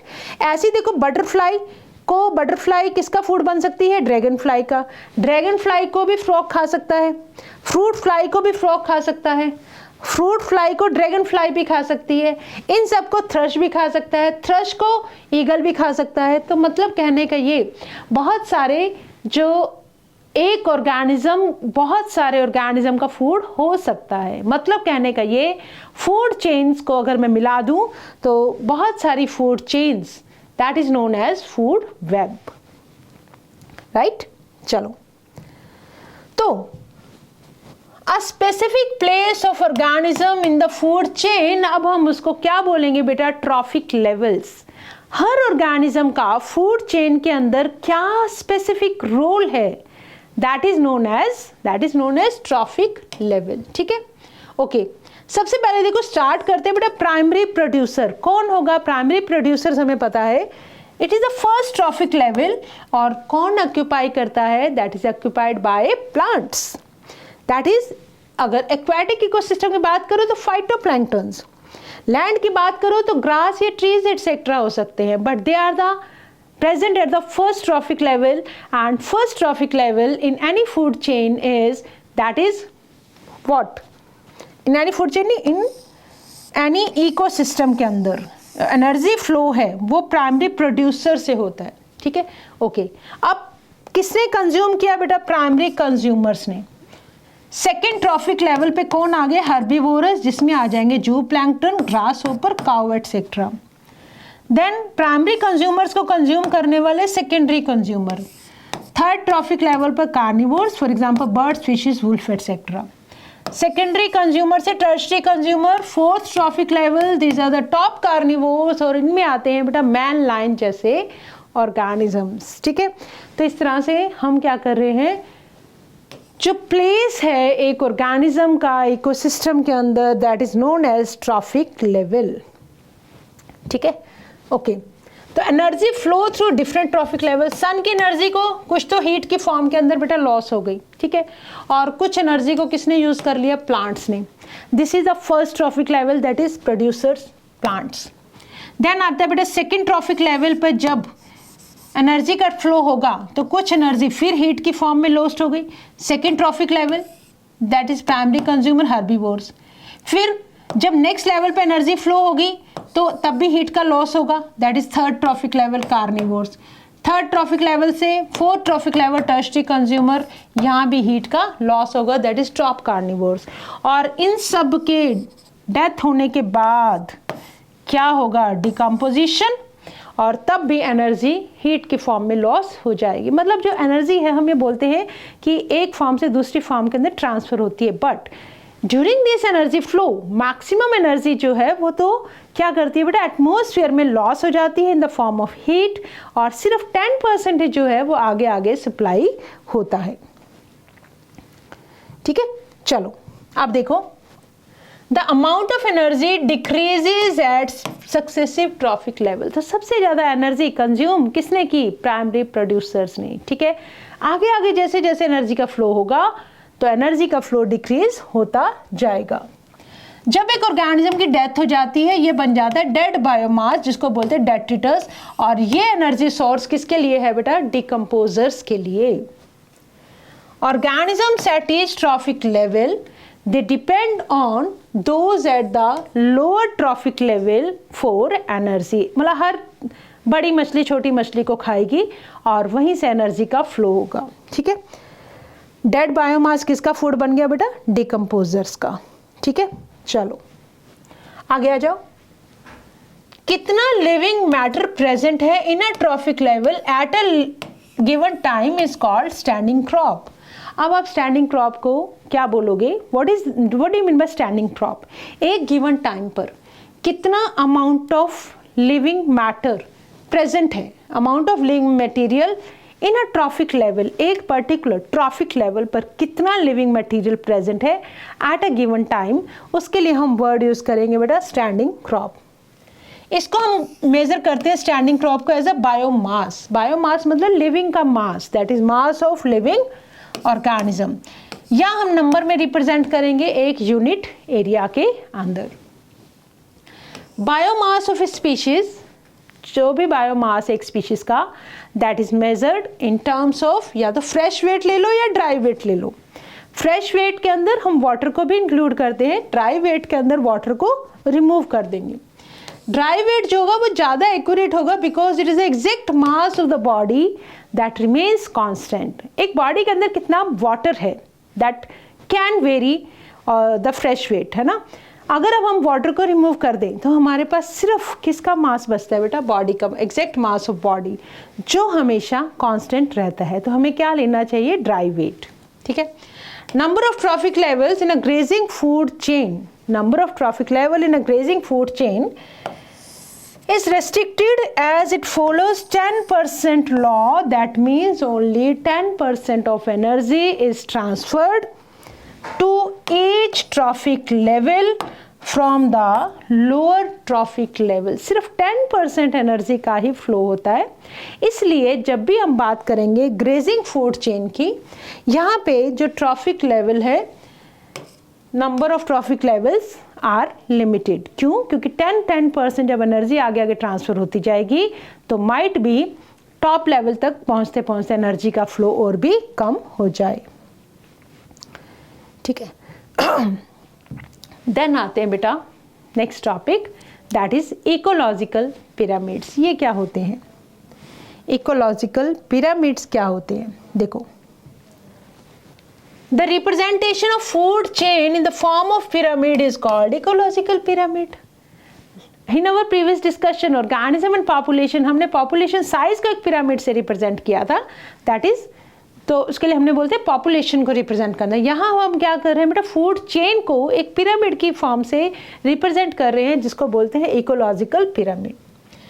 Base of pyramid पे हम क्या रखेंगे बेटा, producers, that is first trophic level, और एपेक्स पे जाते जाते, टॉप पे जाते जाते जो नैरो होता जाएगा ना ऐसे एनर्जी का फ्लो, वहाँ हम रखेंगे बेटा टॉप कंज्यूमर्स, टर्शरी और टॉप लेवल कंज्यूमर्स, ठीक है। इकोलॉजिकल पिरामिड हमारे पास होते हैं बेटा 3 टाइप्स के, pyramid of number, pyramid of biomass, pyramid of energy. अगर हम नंबर्स की बात करेंगे, नंबर्स की फॉर्म में रिप्रेजेंट करेंगे तो पिरामिड ऑफ नंबर हो जाएगा। बायोमास को बेस मान के पिरामिड्स बनाएंगे तो बायोमास का पिरामिड हो जाएगा। एनर्जी को बेस मान के बनाएंगे तो एनर्जी का पिरामिड हो जाएगा। देखो, पहले आ जाओ बेटा pyramid of number. For example, grassland ecosystem की हम बात करते हैं। हम ये बोल रहे हैं एक ग्रासलैंड इकोसिस्टम के ऊपर जो प्राइमरी प्रोड्यूसर्स हैं उनका जो नंबर है that is this much is given, ठीक है। प्राइमरी कंज्यूमर्स जो हैं उनका नंबर दिया हुआ है ये, सेकेंडरी कंज्यूमर उनका नंबर ये, टर्शरी कंज्यूमर का नंबर ये। तो आप ध्यान से देखो, जैसे जैसे आप ऊपर जाते जा रहे हैं नंबर कम होते जा रहे हैं, number of individuals are reducing, ठीक है। जब आप पिरामिड ऑफ बायोमास की बात करते हैं तो इसमें देखो क्या होगा, इसमें हम ड्राई वेट को लेंगे। Dry weight is more accurate, that remains most of the time, that is constant. Primary producers का ड्राई वेट जो है that is 4 kilogram per cubic metre. Primary consumer में 21 ड्राई वेट हो गया। प्राइमरी प्रोड्यूसर्स में 809, primary consumers, अच्छा ये क्या हुआ, हाँ दिस इज सेपरेट पिरामिड बेटा, दिस इज सेपरेट पिरामिड। देखो पहले इसको देखो, जो इन्वर्टेड डायरेक्ट पिरामिड जो है अपराइट, प्राइमरी प्रोड्यूसर्स का number 809, primary consumer 37, secondary consumer 11, tertiary consumer 1.5 dry weight है इनका ये, ठीक है। तो ये क्या दिखा रहा है, sharp decrease in biomass at higher trophic level. जैसे आप यहाँ से जब ऊपर ऊपर जाते जाएंगे तब जो ड्राई वेट है वो रिड्यूस होता जा रहा है, that is upright, that is upright. Inverted में क्या होगा, small standing crop of phytoplankton, छोटे छोटे फाइटोप्लैंक्टन्स के ऊपर, पोन्ड की बात कर रहे हैं अगर, उसके ऊपर बहुत सारे जू प्लैंक्टन्स डिपेंडेंट हैं, ठीक है। लार्ज स्टैंडिंग क्रॉप्स ऑफ जू प्लैंक्टन। स्टैंडिंग क्रॉप क्या थी बेटा, अमाउंट ऑफ लिविंग मटेरियल, ठीक है। तो अगर मान लो प्राइमरी प्रोड्यूसर्स का नंबर कम है, उसके ऊपर रहने वाले डिपेंडेंट होने वाले जो कंज्यूमर्स हैं उनका नंबर ज़्यादा है, तो पिरामिड कैसा बनेगा बेटा, इन्वर्टेड बनेगा, ठीक है। बायोमास में अगर प्राइमरी प्रोड्यूसर्स का नंबर ज़्यादा है तो अपराइट बनेगा, ठीक है। ओके, तो that was pyramid of biomass. तो pyramid of biomass can be inverted, can be upright. Pyramid of energy की बात करूं, प्राइमरी प्रोड्यूसर जो है वो कन्वर्ट करते हैं only 1% of energy in the sunlight available to them into NPP, ठीक है। प्राइमरी प्रोड्यूसर्स पूरी सनलाइट का सिर्फ 1% ही यूज़ करते हैं। तो primary producers, primary consumer, secondary consumer, tertiary consumer, और ये जो पिरामिड बनता है that is always upright. This is energy pyramid. क्या होगा बेटा, पहले लेवल पे मान लो 10,000 जूल एनर्जी बनी, इसका 10% सनलाइट को यूज़ किया, 1% सिर्फ 10,000 जूल प्राइमरी प्रोड्यूसर्स ने एनर्जी प्रोड्यूस की, 100%। ठीक है, अब ये एनर्जी आगे चलेगी, 10% लॉस हो गया, कितनी पहुंची, 1000 जूल किसको, प्राइमरी कंज्यूमर्स को। फिर इस एनर्जी का 10% दैट इज 100 जूल कहाँ गई बेटा, सेकेंडरी कंज्यूमर को। फिर आगे इसका सिर्फ, इसका भी लॉस हो जाएगा, मतलब सिर्फ 10% एनर्जी आगे जा रही है, दैट इज 10 जूल जहाँ जाएगी टॉप कंज्यूमर्स के पास। तो बाकी जो एनर्जी है ना उसका लॉस हो जाता है in the form of heat. तो सिर्फ 10% एनर्जी ही आगे आगे ट्रांसफर हो रही है। ठीक है, तो these are the pyramid of number, pyramid of biomass, pyramid of energy that is always erect. Any calculation of energy content, biomass को कैलकुलेट करो या नंबर्स को कैलकुलेट करो, has to include all the organism at that trophic level. सारे organisms को बेटा हम use करेंगे, चाहे आप बायोमास को रिप्रेजेंट करो, चाहे आप नंबर को रिप्रेजेंट करो, चाहे आप एनर्जी को रिप्रेजेंट करो। A trophic level represents a functional level, not a species as such. ऐसा नहीं है कि हम किसी पर्टिकुलर स्पीशीज की बात कर रहे हैं। ट्रॉफिक लेवल का मतलब ये है उस लेवल पर आने वाले सब ऑर्गेनिज्म, फंक्शनल लेवल है। अ गिवन स्पीशीज में ऑक्यूपाई हो सकता है, एक जो पर्टिकुलर स्पीशीज है एक से ज़्यादा ट्रॉफिक लेवल्स को भी ऑक्यूपाई कर सकती है, जैसा कि हमने फूड वेब के अंदर देखा। ठीक है, in the same ecosystem at the same time. For example जैसे कि एक चिड़िया है, स्पैरो है, वो प्राइमरी कंज्यूमर है, क्या खाती है बेटा, सीड्स खाती है, फ्रूट्स खाती है, पीस खाती है, और सेकेंडरी कंज्यूमर भी है, जब वो क्या खाती है, इंसेक्ट और वर्म्स को भी खा लेती है वो, then it is a secondary consumer. तो एक स्पीशीज की एक से ज़्यादा ट्रॉफिक लेवल में प्लेस हो सकता है। In most ecosystem all the pyramids are upright, that is producers mostly generally they are more in number, energy सारी हमें producer से मिल रही है बेटा, more in number and biomass than the herbivores, right? और herbivores क्या है, these are more in number and biomass than the carnivores, also energy at lower trophic level is more than, lower पे ज़्यादा होगी, ऊपर जाते जाएंगे एनर्जी कम होती जाएगी। ठीक है, जैसे कि हमने देखा primary producers, consumer, secondary consumer, tertiary, और यहाँ तक जाते जाते अगर आप देख रहे हैं 10% एनर्जी का ट्रांसफ़र ही हो पा रहा है, और बायोमास जो है जैसे जैसे आप ऊपर जाएंगे डिक्रीज होता जाएगा। हाँ, अब देखो जनरली हमने क्या बोला बेटा, अपराइट होते हैं सारे के सारे pyramids, but there can be inverted pyramids. जैसे कि इंसेक्ट अगर एक बड़े ट्री को खा रहे हैं, ट्री है एक, ठीक है, pyramid of biomass in sea is inverted because biomass of fishes far exceeds that of phytoplankton. Fishes जो है phytoplankton के ऊपर फीड करती है, ठीक है, फिश का नंबर ज़्यादा है, phytoplankton का नंबर कम है, तो जो प्राइमरी प्रोड्यूसर्स हैं उनका नंबर क्या है, कम है, तो कंज्यूमर्स का नंबर ज़्यादा है, तो ऐसे केस में पिरामिड उल्टा बनेगा, ठीक है, इन्वर्टेड बनेगा, राइट। पिरामिड ऑफ एनर्जी, हाँ ये देखो, is always upright. Pyramid of energy is always upright because जब एनर्जी फ्लो करती है from one trophic level to the next trophic level, कुछ एनर्जी हमेशा लॉस्ट होती है as heat to the atmosphere at each step. इसीलिए बोलते हैं जो एनर्जी का पिरामिड है that is always upright. Biomass और नंबर के इन्वर्टेड हो सकते हैं, ठीक है। लिमिटेशन देखो बेटा इकोलॉजिकल पिरामिड्स की, ये सेम स्पीशीज को नहीं कंसिडर करते, जो सेम स्पीशीज है एक से ज़्यादा ट्रॉफिक लेवल्स को बिलोंग कर सकती है। जो इट एज्यूम्स एक सिंपल फूड चेन है जो कभी भी एग्जिस्ट नहीं करती बेटा नेचर में, ऐसी फूड चेन कभी भी एग्जिस्ट नहीं करती है, ठीक है, because it does not accommodate a food web. हमने देखा बहुत सारी फूड चेन्स आपस में इंटर रिलेटेड है, मिलके क्या बनाती है, फूड वेब। तो अगर हम पिरामिड्स की बात करें तो हम फूड वेब को रिप्रेजेंट नहीं कर सकते, किसकी हेल्प से, पिरामिड की हेल्प से। सेप्रोट्रॉफ्स को हमने इंक्लूड ही नहीं किया इकोलॉजिकल पिरामिड के अंदर, इवन दो जिनका बहुत इंपॉर्टेंट रोल है डिकम्पोजिशन के अंदर एक इकोसिस्टम में। तो आपसे अगर पूछ ले जाए व्हाट आर द लिमिटेशंस, तो आप बोलोगे सबसे पहली बात, सेम स्पीशीज जो 2 या 2 से ज़्यादा ट्रॉफिक लेवल्स को बिलोंग करती है उनको कंसीडर नहीं किया गया। नंबर 2, कभी भी ऐसी नेचुरल जो फूड चेन नेचर में एग्जिस्ट नहीं करती है, इट फूड वेब्स को भी इन्होंने कंसीडर नहीं किया। और थर्ड हम बोलेंगे सेप्रोफाइट्स को भी कोई जगह नहीं मिल पाती है इकोलॉजिकल पिरामिड्स के अंदर, बट फिर भी एक तरीका है ट्रॉफिक लेवल्स को रिप्रेजेंट करने का। देन हम बात कर रहे हैं बेटा इकोलॉजिकल सक्सेशन। सक्सेशन मतलब सिंपल भाषा में समझेंगे कैसे एक बेयर चट्टान के ऊपर वेजिटेशन आ जाता है, दैट इज इकोलॉजिकल सक्सेशन। ठीक है, देखो ये क्या है बेटा, बेसिकली ग्रेजुअल है, स्लो है और प्रेडिक्टेबल चेंज है in the species composition of an area leading to climax community that is in equilibrium with the environment. सबसे लास्ट में आने वाली जो स्पीशीज है दैट इज क्लाइमेक्स कम्युनिटी। ठीक है, कम्युनिटी हमने समझा हुआ है, बहुत सारी स्पीशीज का जो ग्रुप होगा that is community, right. In this, some species colonize an area and increase in number, whereas other species decline and disappear. That is ecological succession. सबसे पहले मान लो ये exposed rocks हैं, bare rocks हैं, कोई vegetation नहीं है इनके ऊपर।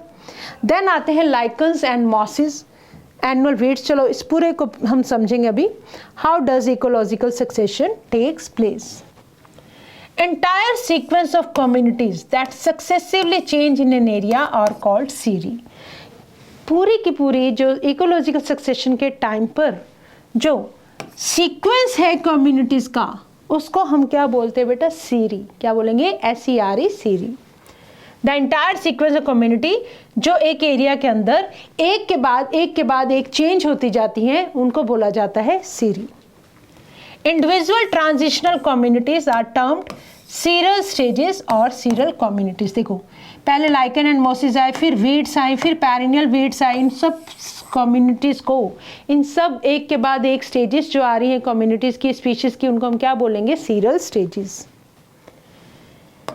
वो स्पीशीज जो बेयर एरिया को सबसे पहले एक्सपोज्ड रॉक पे आएगी उसको बोलते हैं बेटा पाइनियर स्पीशीज। क्या बोलते हैं, पाइनियर। सबसे पहले आने वाली स्पीशीज किसके ऊपर, बेयर रॉक के ऊपर। ठीक है, और बाकी जो मतलब पाइनियर और क्लाइमैक्स के बीच की जो स्टेजेस हैं, बीच की जो स्पीशीज हैं उनको बोलते हैं सीरियल स्टेजेस। क्या बोलेंगे, सीरियल स्टेजेस। सबसे पहले आने वाली पाइनियर, सबसे बाद में आने वाली क्लाइमैक्स, बीच वाली जो होंगी सारी that is serial stages. In the successive serial stages there is a change in species diversity. जैसे जैसे सीरियल स्टेजेस आगे आगे बढ़ती जाएंगी, डाइवर्सिटी के अंदर चेंज आता जाएगा, नंबर ऑफ स्पीशीज बढ़ती जाएंगी, ऑर्गेनिजम्स बढ़ते जाएंगे और टोटल बायोमास जो है वो धीरे धीरे धीरे इंक्रीज होता जाएगा। प्रेजेंट डे कम्युनिटी जो आज के टाइम में जो कम्युनिटी बन गई है at last due to succession of millions of years, succession and evolution दोनों पैरेलली चल रहे थे। ठीक है, तो अब वो जो कम्युनिटी बनी दैट इज क्लाइमेक्स कम्युनिटी।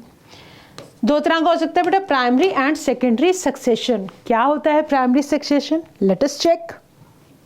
हाँ जी, देखो succession taking place in area जहां पे कोई भी लिविंग ऑर्गेनिज्म आज से पहले कभी एग्जिस्ट ही नहीं किया। ठीक है, बेयर रॉक थी, कोई भी ऑर्गेनिज्म नहीं था इसके ऊपर, nothing was there.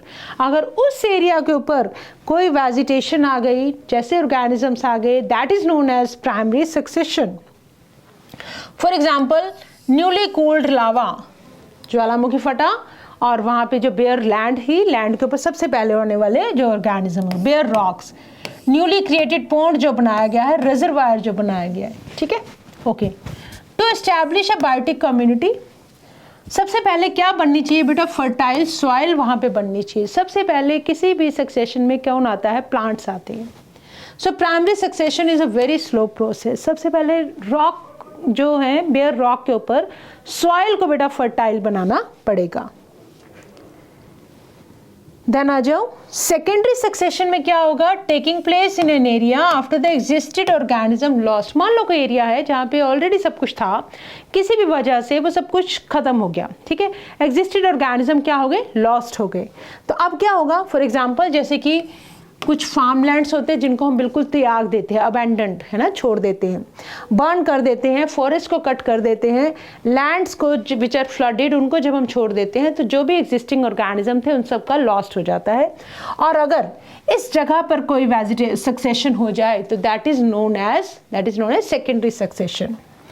Since some soil और सेडिमेंट यहाँ पे ऑलवेज प्रेजेंट है तो सेकेंडरी सक्सेशन जो होगा वो as compare to primary succession क्या होगा बेटा, फास्ट होगा, तेजी से होगा, ठीक है।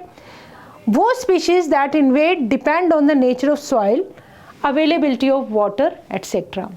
तो कैसी स्पीशीज आएंगी वो इस बात पे डिपेंड करेगा कि सॉइल कैसी है, वाटर की अवेलेबिलिटी कितनी है, दैट ऑल डिसाइड्स, ठीक है।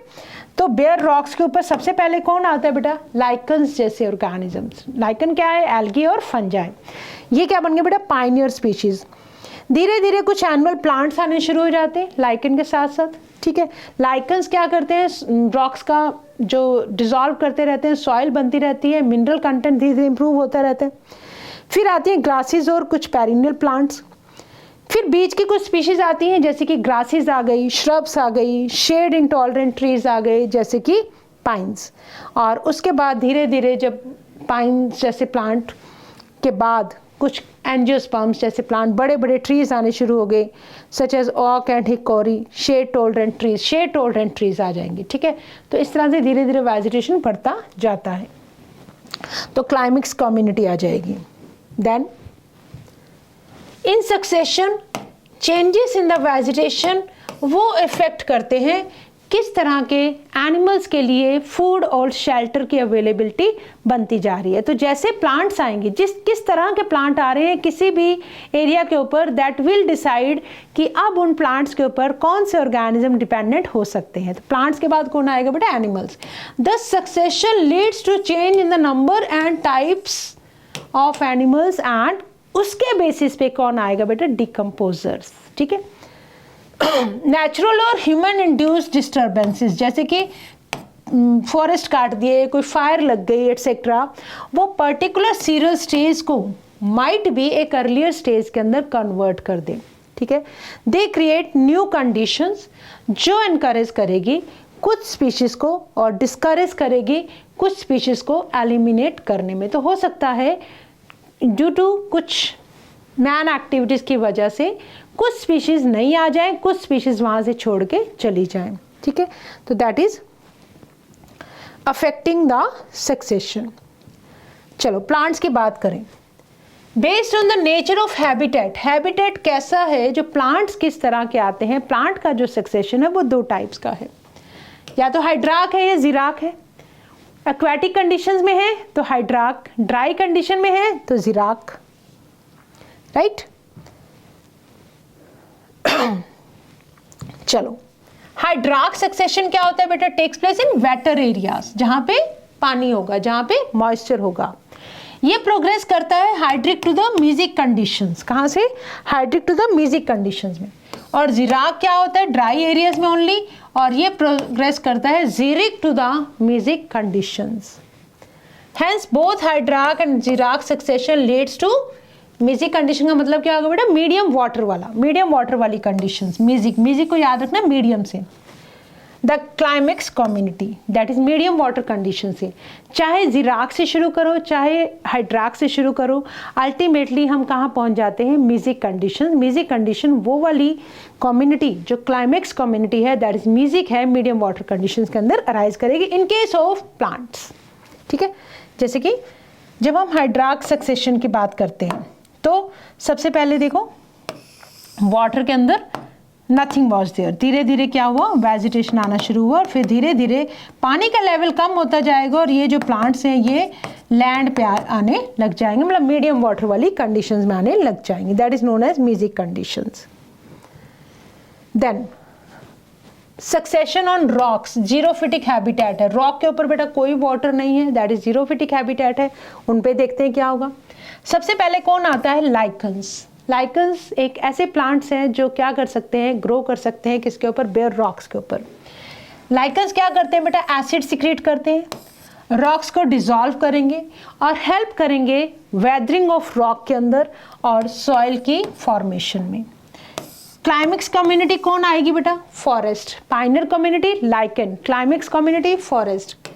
दैट विल रिमेन स्टेबल अगर इन्वायरमेंट अनचेंज रहता है तो। पहले आए लाइकन्स, फिर छोटे छोटे प्लांट्स आएंगे जैसे कि ब्रायोफाइट्स। कब आएंगे, जब उनको कम अमाउंट की सॉइल होगी। तो लाइकन के बाद कौन आएगा, ब्रायोफाइट्स। देन आएंगे बड़े प्लांट, फिर उसके बाद आएंगे फॉरेस्ट। फॉरेस्ट क्या है, मेसोफिटिक है, मीडियम वाटर कंडीशन में बड़े वाले ट्रीज आने शुरू हो जाएंगे। Okay, with time water bodies किस में कन्वर्ट हो गए बेटा, लैंड के अंदर। किस में कन्वर्ट हो गई, लैंड में। देखो पहले फाइटोप्लैंक्टन थे, उसके बाद रीड स्वैम्प स्टेज आई थोड़ा सा ऊपर की तरफ, देन सबमर्ज प्लांट स्टेज आई, नहीं पहले फाइटोप्लैंक्टन, सबमर्ज प्लांट स्टेज आई, फिर थोड़ा और ऊपर आ गए, धीरे धीरे और ऊपर आ गए। वाटर का लेवल देखो धीरे धीरे कम होता गया और प्लांट्स मीडियम वाटर कंडीशंस के अंदर राइज होने शुरू हो गए। ठीक है, तो you can look here, submerge free floating plant stage, scrub stage आती है, देन उसके बाद बड़े बड़े ट्रीज। फाइटोप्लैंक्टन पाइनियर्स है, कहाँ, वाटर के अंदर। Rooted submerged plant, rooted floating angiosperm, free floating plants, reed swamp, marsh meadow, scrub और ट्रीज आने शुरू हो जाएंगे। क्लाइमेक्स कम्युनिटी क्या बनी बेटा, फॉरेस्ट। तो ये किसका था सक्सेशन, वाटर का।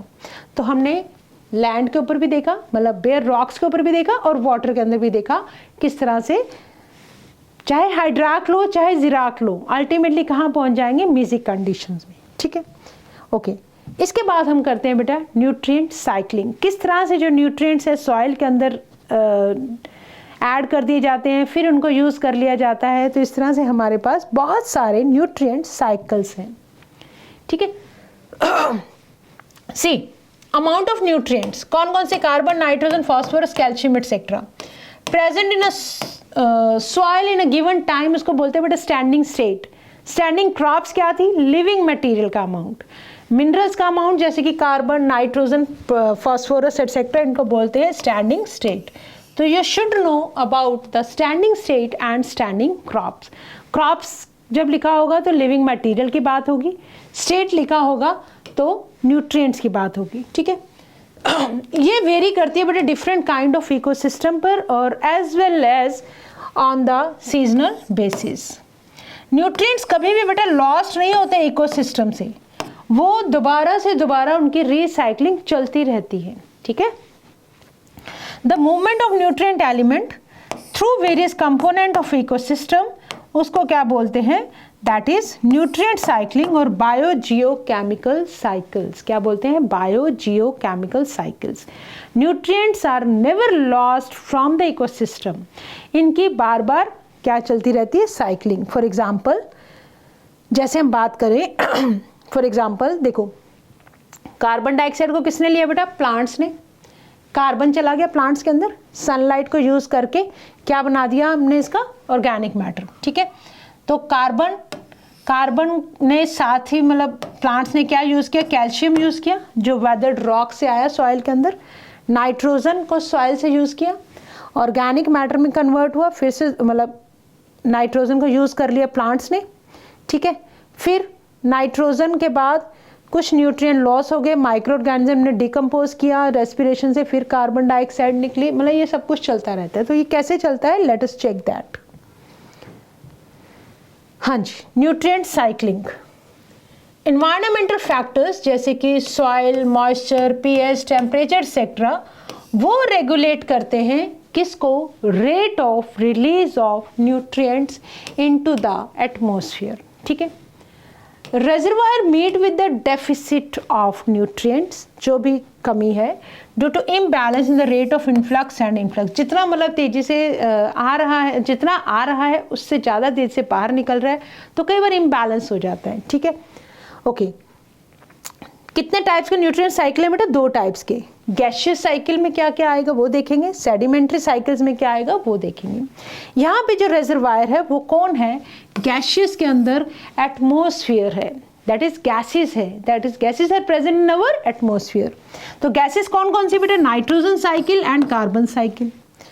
और जो अर्थ क्रस्ट का जो रिजर्वायर है that is forming the sedimentary cycle, उसमें क्या क्या आ जाएगा बेटा? Sulphur and phosphorus cycle. ठीक है, तो गैसियस वाले एटमॉस्फेयर का उनका रिजर्वायर हो गया, और सेडिमेंट्री के अंदर सल्फर और फॉस्फोरस साइकिल के लिए कौन हो गया? Earth crust. तो सबसे पहले देखो बेटा कार्बन साइकिल क्या होता है। देखो रिजर्वायर ऑफ कार्बन कहाँ से आता है? कार्बन एटमॉस्फेयर से आता है about 1%। Organism 49% dry weight carbon है। ओशियन से आता है 71%, किस फॉर्म में? डिसॉल्व्ड कार्बन की फॉर्म में। और ये रेगुलेट करता है amount of atmospheric carbon dioxide को। ठीक है, फॉसिल फ्यूल्स के बर्न होने से कार्बन आता है कहाँ? एटमॉस्फेयर में, राइट।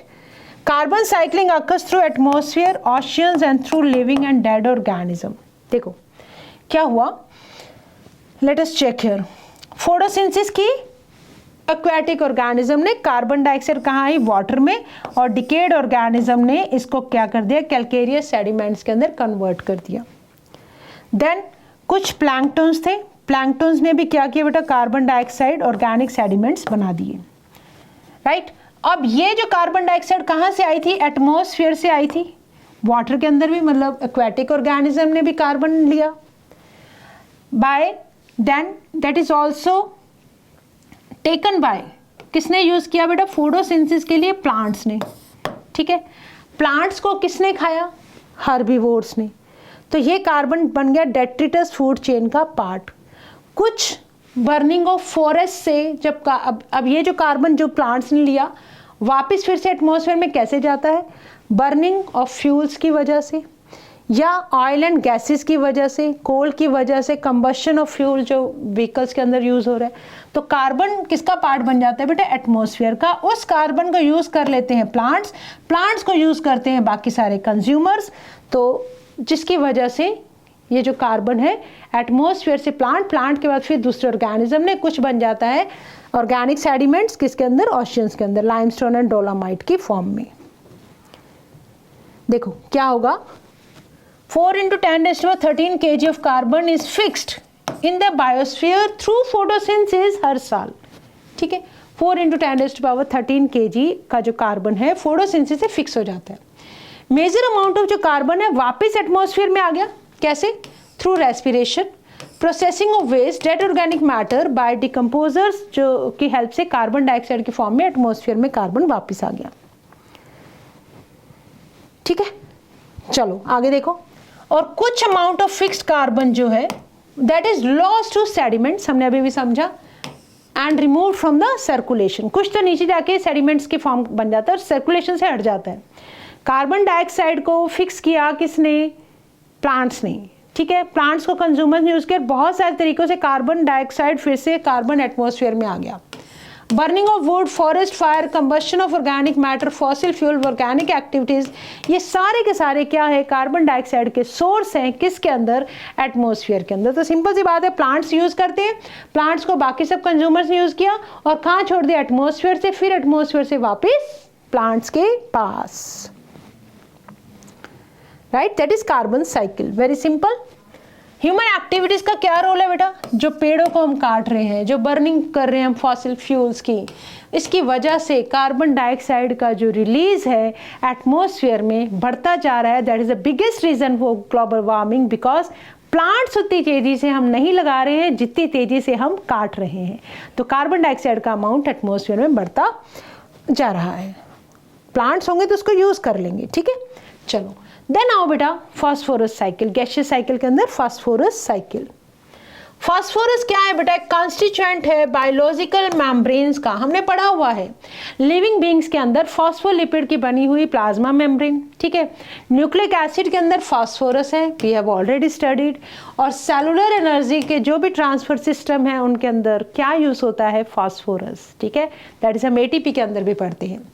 बहुत सारे एनिमल फॉस्फोरस को यूज करते हैं, किस लिए? शेल्स बनाने के लिए, अपने बोन्स और टीथ बनाने के लिए। तो you can see plasma membrane, skeleton, shells, teeth, nucleic acid, ये सारे क्या है? फॉस्फोरस है इनका कंपोनेंट। ठीक है, तो होता कैसे है देखो, सबसे पहली चीज यहां से आ जाओ, रॉक मिनरल्स की वेदरिंग से रॉक मिनरल्स ऐड हुए, इनका अपटेक हुआ, प्रोड्यूसर्स ने यूज़ किया, लिटर फॉल किया, डेट्रिटस बना, डिकम्पोजिशन हुआ, कंज्यूमर्स ने यूज़ किया। तो ये सारा साइक्लिंग कैसे चलती है वो इसको बाद में समझते हैं, 1 मिनट रुको।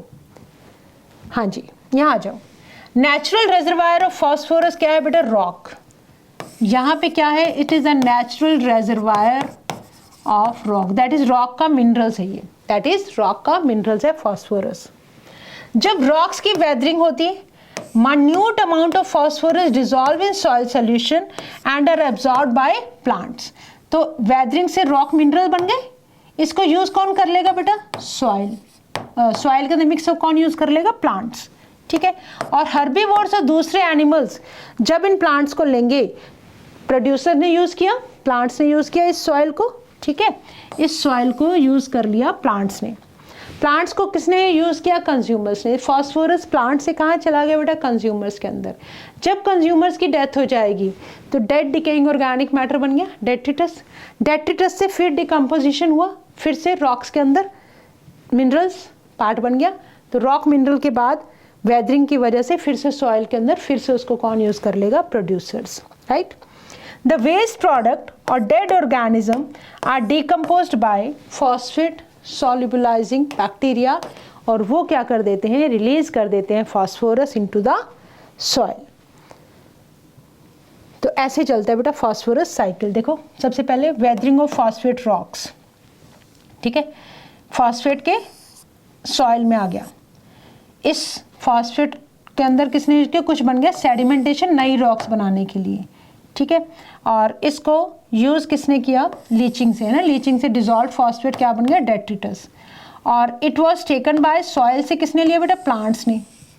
प्लांट्स की वजह से भी कुछ डिजॉल्व फॉस्फेट डेट्रिटस का पार्ट बना। प्लांट्स को किसने यूज कर लिया बेटा? एनिमल्स ने। एनिमल्स डिकम्पोज हुए तो फिर से फॉस्फोरस आ गया। प्लांट्स ने यूज किया, प्लांट्स ने भी कुछ फॉस्फोरस कहाँ छोड़ दिया? सॉइल में। तो कुछ जियोलॉजिकल अपलिफ्ट से क्या हुआ? Weathering of the phosphate rock. Simple सी बात है, जब रॉक्स की वेदरिंग होगी, फॉस्फेट कहाँ जाएंगे? सॉइल के अंदर। प्लांट्स यूज करेंगे, प्लांट्स को कंज्यूमर यूज करेंगे। जब उनका डिकम्पोजिशन होगा तो फॉस्फेट वही कहाँ आ जाएगा? कुछ पार्ट तो डिसॉल्व हो जाएगा, कुछ सॉइल का पार्ट बन जाएंगे। ठीक है, तो ऐसे ये साइकिल चलता रहता है। चलो, डिफरेंस देखो बेटा कार्बन साइकिल और फॉस्फोरस साइकिल में। एटमॉस्फेरिक इनपुट जो है ना कार्बन का, दैट इज मच मोर, बहुत ज़्यादा ऐड होता है carbon by living organism. Phosphorus का जो अमाउंट है that is much smaller. There is gaseous exchange between organisms and environment. Carbon dioxide का एक्सचेंज होता रहता है ऑक्सीजन के बदले में। गैशियस एक्सचेंज यहाँ पे फॉस्फोरस का नेग्लिजिबल है। ठीक है, चलो अब देखो, इतना कुछ मिलता है बेटा हमें इकोसिस्टम से, इतना कुछ मिलता है, तो that is known as ecosystem services. क्या क्या चीज़ें हमें मिलती हैं, बहुत ध्यान से समझना बेटा, that is really to be understand. देखो, प्रोडक्ट्स ऑफ इकोसिस्टम प्रोसेसेस, इनको बोलते हैं इकोसिस्टम सर्विसेज। जो भी प्रोडक्ट्स हैं किसके? इकोसिस्टम प्रोसेसेस के, उनको बोलते हैं इकोसिस्टम सर्विसेज। इकोसिस्टम सर्विसेज, अगर एक हेल्दी फॉरेस्ट है तो उससे हमें क्या क्या मिल रहा है एक इकोसिस्टम से?